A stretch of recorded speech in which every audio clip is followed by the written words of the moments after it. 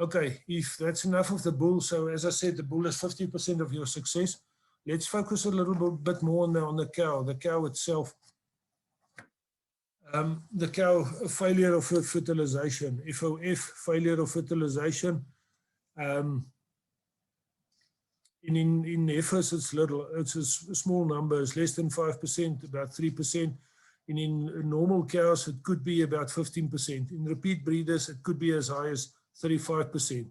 And then what's the reason? It could be ovulation failure, it could be abnormal ova, it could be endometritis, ovarian adhesions, something that you can feel when you do your rectal pregnancy, and then also salpingitis or uterine tube obstruction, the fallopian tube. You can actually feel it, when it's thickened there, and you can actually make a diagnosis then of a salpingitis or inflammation of the fallopian tube. So that's all things, failure of fertilization, and that's, the contribution to this, to repeat breeders. 35% of the cases could be because of this one factor here, just failure of fertilization. Okay. No questions at this stage. Are we all still awake? I can't see you guys, so please don't sleep. Lena, Corlia, are you still there?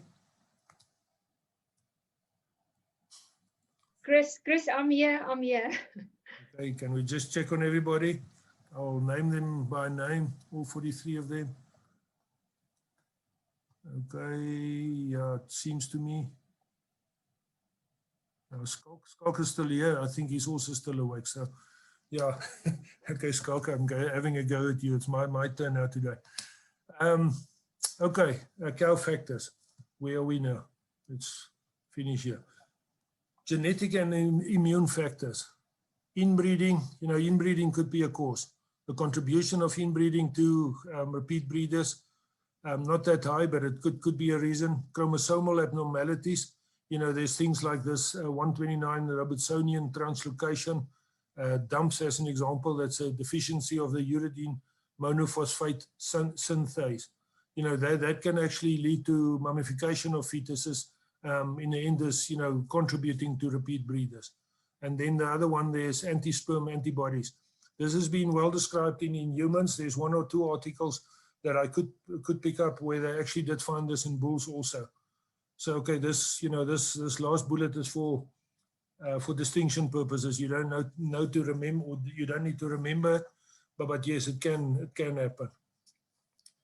Okay, and then on the right-hand side, you can see there, twin pregnancies. That's a genetic abnormality, either the division of the fertilized ovum or then two ovums that's been fertilized. We do see this, usually when you do, what do you call it?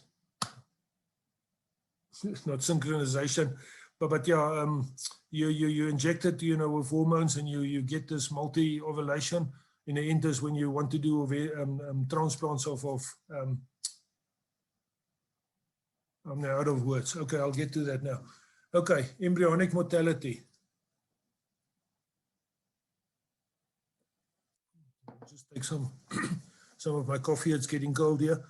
Maternal recognition of pregnancy is usually at about day 15 to 16. As you know, the sperm after deposition, in the cervix when it's a bull, or on the inside in a cow, when you do artificial insemination, it will then start swimming, and it will get up into the fallopian tube. After ovulation, that egg will start moving down there, and fertilization will actually happen there. But maternal recognition of pregnancy, now it needs to, this fertilized ovum now need to move down the fallopian tube up into the hopefully prepared uterine wall, and then it needs to implant there. But then maternal recognition is only after about day 15, 16. So now the cow will, or the cow's body will start observing, listen, here's a pending pregnancy, and then, start secreting progesterone, or the corpus luteum coming from the ovaries will start producing progesterone, and the progesterone levels need to be high. But you can get, sometimes I had it once with a cow that we wanted to be pregnant because of the genetic material. we started injecting her then with progesterone, soon after insemination, and then we got her pregnant after that. Repeat breeders also the embryonic mortality, usually before day 16, about 42% of animals, the embryo will just die off because of whatever reason. It could be a genetic problem, it could be something else. Usually, if a virus like BVD will get into the uterus, that will be the reason, before day 16. So before day 16, 42% of cases will be repeat breeders, day 16 to 34, 52.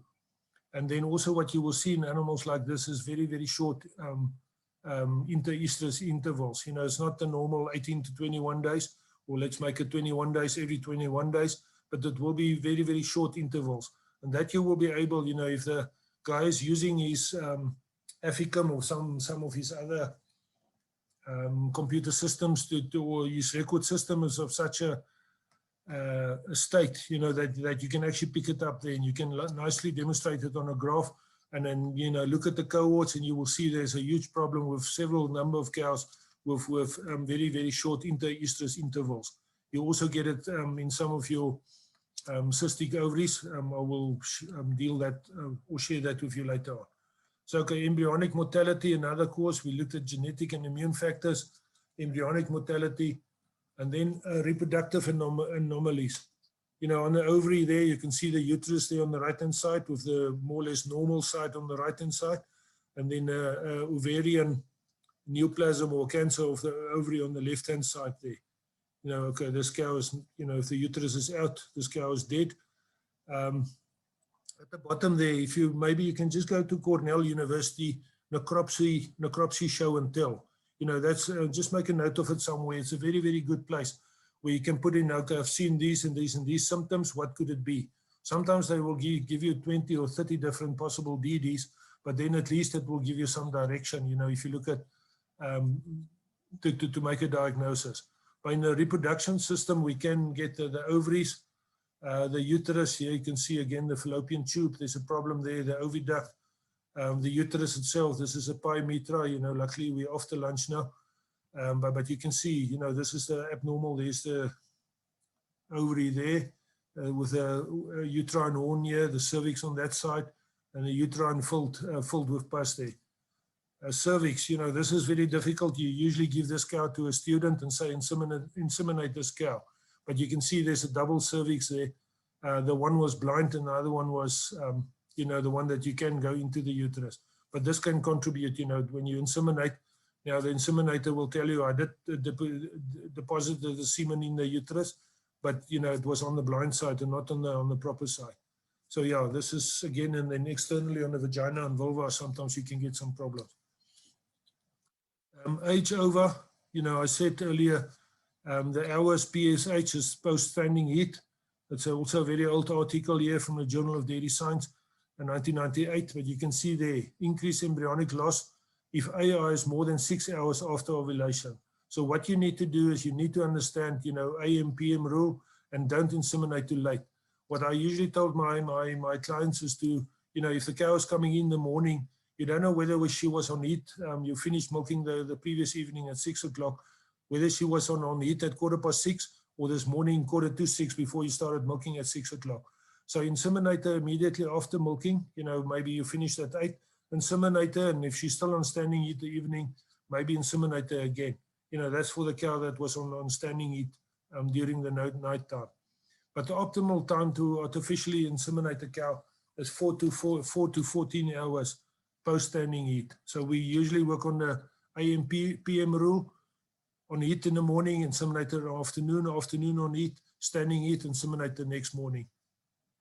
You can see the differences there and how it's going to, so the best time would be, conception would be the blue and the gray one, and maybe the black one also. This is getting too late, but you can see when you inseminate too late, it's not going to work, and in inseminating too early also is not going to work. Okay, then the hormones. I think you've learned enough about this. You need to understand the ovarian cycle. This is a dynamic process.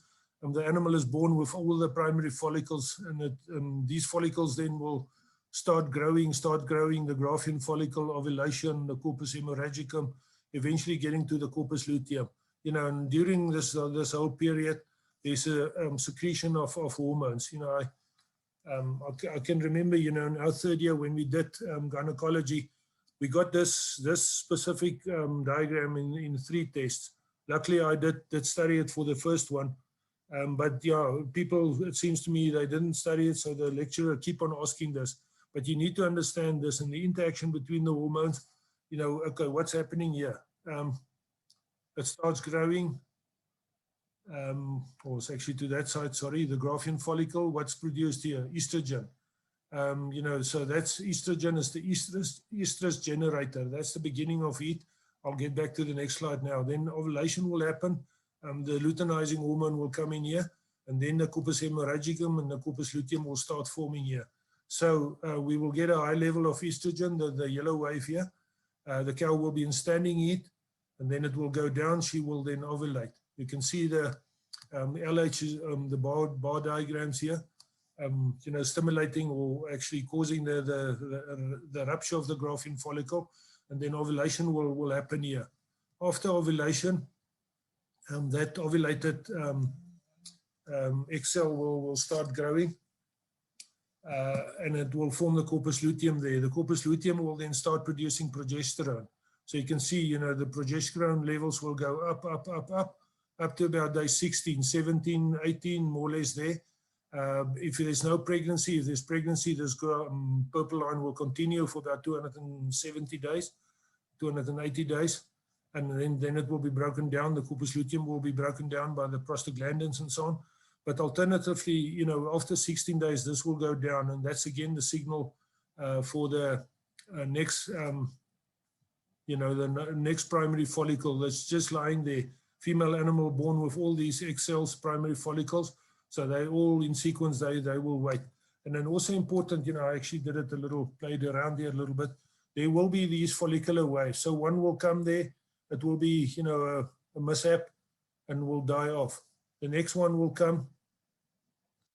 And then eventually what we will have is the, you know, the final one is the one that's going to be the mature follicle that we can inseminate. So this is what we want, that proper follicle here. You can't inseminate on these follicles here because you're going to waste your time and your money. Okay, hormones, I'm not going to go into detail on this slide.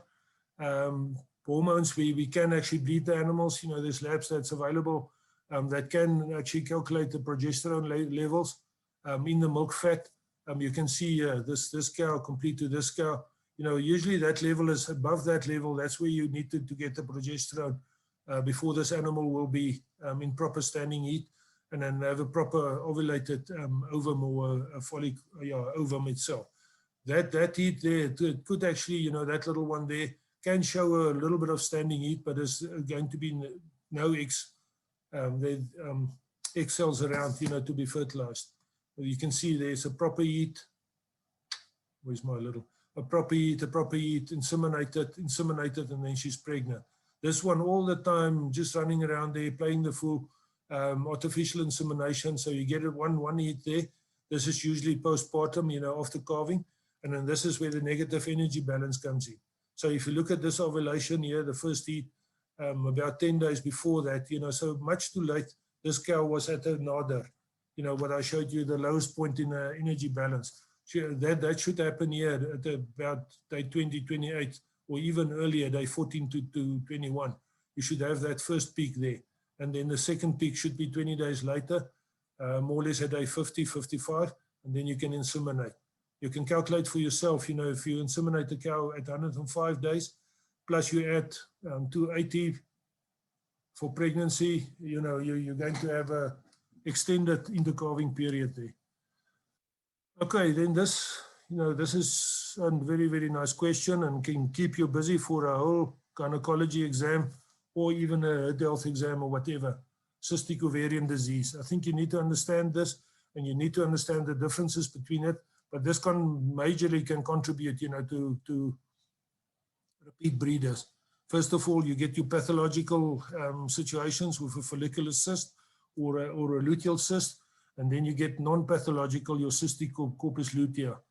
Cystic corpus luteum or luteum, producing progesterone all the time, progesterone in circulation. Because of that, you will have anestrus.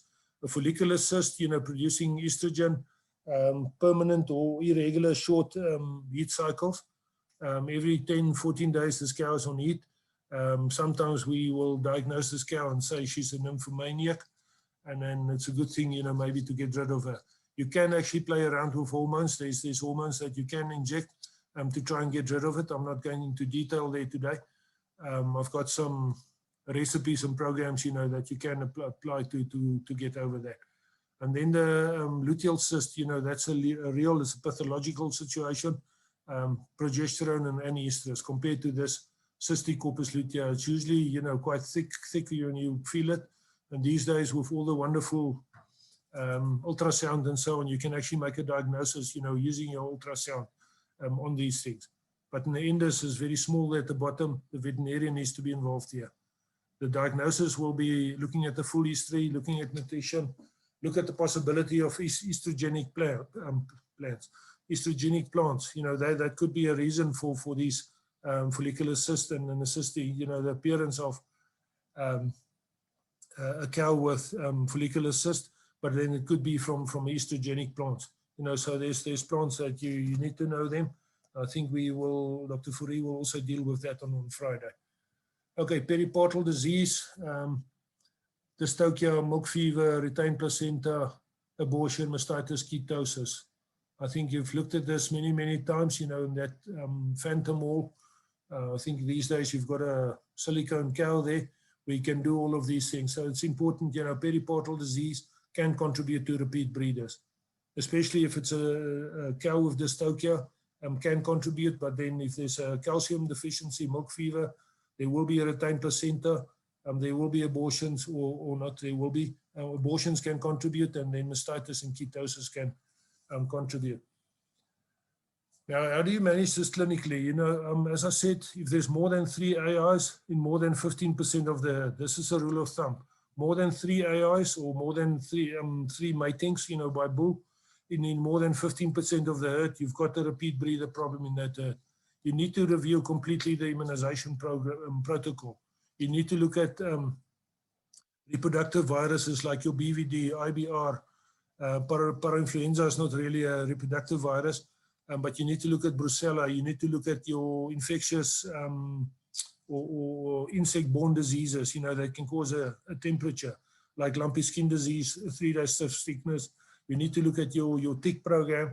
All those things can contribute, and you need to look at your, to minimize the problems there, you need to look at the immunization program. Get yourself, you're not comfortable to do it yourself, get the nutritionist on board, look at the nutrition, and very, very important, look at the estrus detection protocol. What are they doing?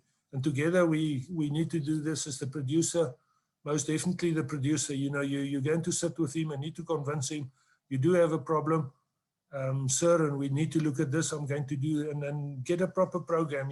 Just don't tell him I'm going to do this and that and that and that. You need to have a specific, measurable, realistic program, and also timeline-bound program in place to actually make sure that you are going somewhere. All of this, veterinary science is a journey, but we need to have a roadmap to where we're going, and then all the time improve on what we're busy doing. Okay, treatment. This is almost the end of this. I see we've been busy almost an hour here. I thought it will be much quicker. But yeah, treatment, evidence-based medicine. You need to treat as per the vet's diagnosis. You can't leave the farmer to do his own program. On the right-hand side, you can see, this is synchronization programs. You can do estrus synchronization. You can do ovulation synchronization. And then I've got a trade name here now, Cider. There's also some other progesterone devices on the market. This is one of the good products. But yeah, you can get the one-shot program. You can get the Monday morning program, 2-shot, controlled breeding, targeted breeding, modified targeted breeding, all these things. And then off-zinc and pre-zinc. There's even a kitchen zinc also. Yeah, that's just a joke. But there's different programs on the market. be very sure that a veterinarian is involved here. You as a veterinarian, and then, if there's animal health technicians or farmers here, I think it's not a place where you need to start playing around. It's very, very important that you get a qualified person on board here, to give you direction here, because it's going to be expensive. Those products on the left they're coming not for free, but you can overcome a problem with a repeat breeder. If there's many repeat breeders with no pathology, you can intervene with hormonal therapy, but then you need to exclude all the things here. Look at immunization, look at heat observation, look at the nutrition, exclude all those things. And then maybe there's a manganese or a zinc or a selenium deficiency, and that's the reason for your problem. Rectify all those things, and then you can come and play around with hormone therapy. Okay, so in a conclusion, I think this is what we would like to see. A nice little born calf there, born without any defects and anything.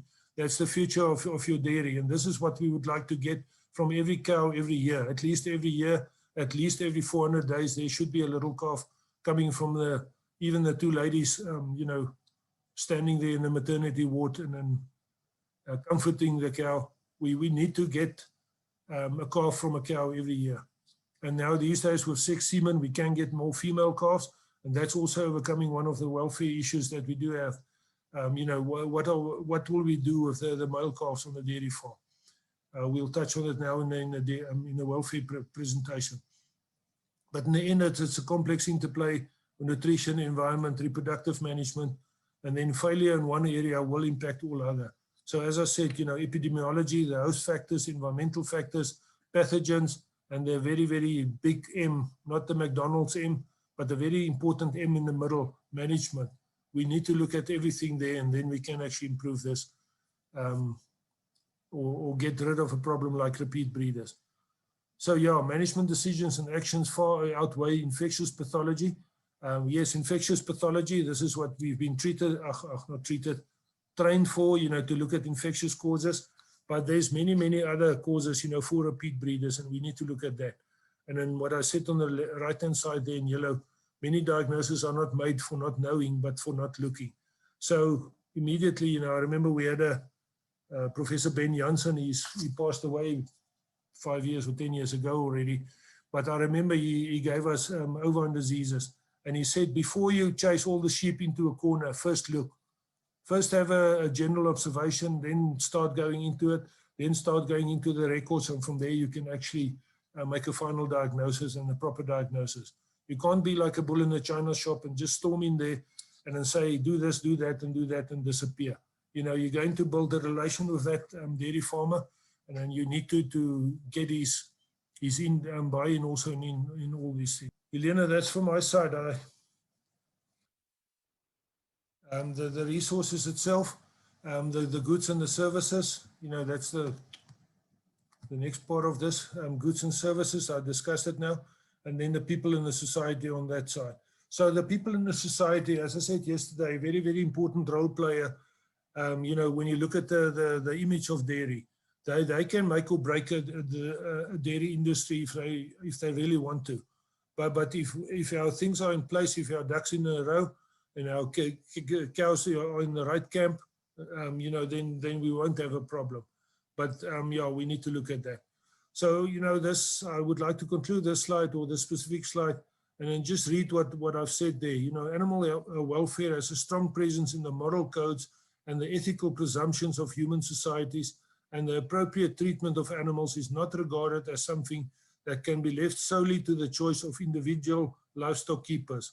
So that individual livestock keeper, you're part of that as a veterinarian or almost a veterinarian, you will be part of that, playing that important role or the important thing that I said there, that we can't just leave this to the choice of individual livestock keepers. We need to bring them to the party, bring them to the discussion table, and go out and go and tell them, what we need to do when it comes to animal welfare. Okay, so on the right-hand side is still that same slide of the picture from the previous slide. But then Concerns and values, can it be handled within the set of economic processes? People will say, but it's in the industrial farming.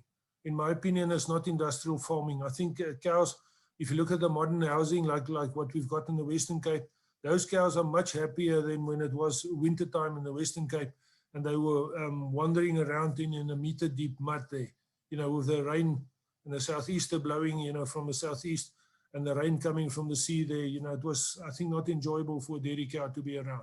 Now they're in proper housing, they've got proper calf management facilities, and then everything is there. But yeah, we need to look at these concerns, and then I'll show you another graph just now. The concerns and values. One can, you can actually overdo it also when it comes to this. We need to get the golden thread here, and we need to see where's the middle of the road here. It can largely be dominated by issues of cost, prices, and quantitative availability of livestock in the product. So we can't spend and put every cow into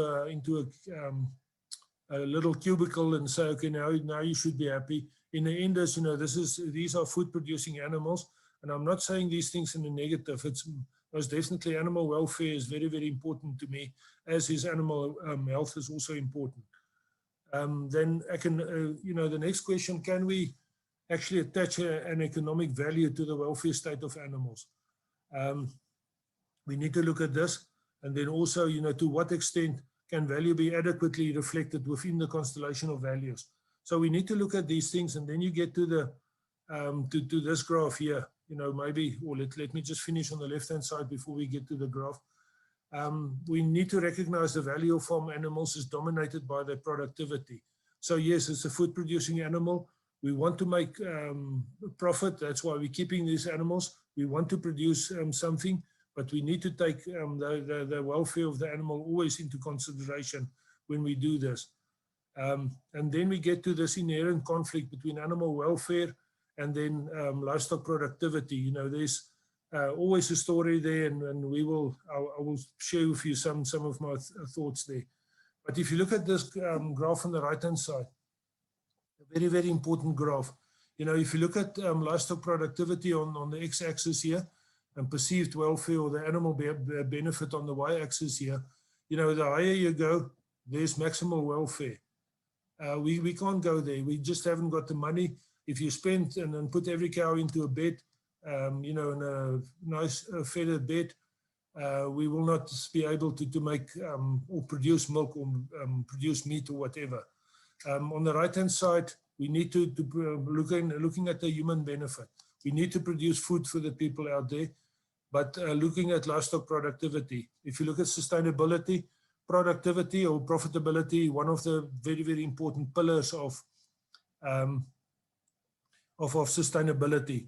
The people part, as I said yesterday, but then the last P, the planet or the environmental part, that's where welfare will come in. So we need to operate between these two, not close to this minimal welfare, because then we almost too close to this cruelty line. We need to move that dot, and I would like to move it a little bit upwards, maybe there to, if that's 12 o'clock, maybe to 1, 2 o'clock, to have it there. Here at half 2 is too, there's 3 o'clock, it's too low. We need to move that C a little bit upwards here.